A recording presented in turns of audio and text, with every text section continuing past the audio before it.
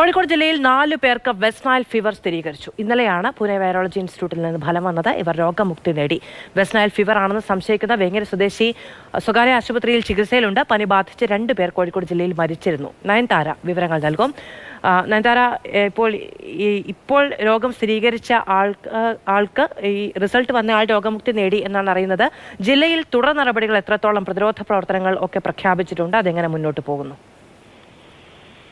നിലവിൽ കോഴിക്കോട്, മലപ്പുറം ജില്ലകളിലായി 10 പേർക്കാണ് വെസ്റ്റ് നൈൽ ഫീവർ സ്ഥിരീകരിച്ചത്. ഇതിൽ 4 പേരാണ്. കോഴിക്കോട് ജില്ലയിലെ 4 പേരാണുള്ളത്. ഇവര് രോഗമുക്തി നേടി മടങ്ങുകയും ചെയ്തു. ഇന്നലെയാണ് പൂനെ വൈറോളജി ഇൻസ്റ്റിറ്റ്യൂട്ടിലെ ഫലം വന്നത്. ഇങ്ങനെ രോഗം സ്ഥിരീകരിക്കുകയായിരുന്നു.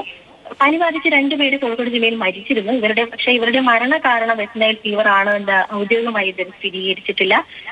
ഇതിൽ ഈ രോഗത്തെ കുറിച്ച് പറയുകയാണെങ്കിൽ പനി, തലവേദന, അപസ്മാരം, പെരുമാറ്റത്തിലെ വ്യത്യാസം, ബോധക്ഷയം, കൈകാൽ തളർച്ച തുടങ്ങിയവയാണ് രോഗലക്ഷണങ്ങൾ. ഈ കൊതുക് പരത്തുന്ന രോഗം ആണിത്. ഇത് തലച്ചോറിനെയാണ് ബാധിക്കുക എന്ന് എടുത്തു പറയുകയാണ്.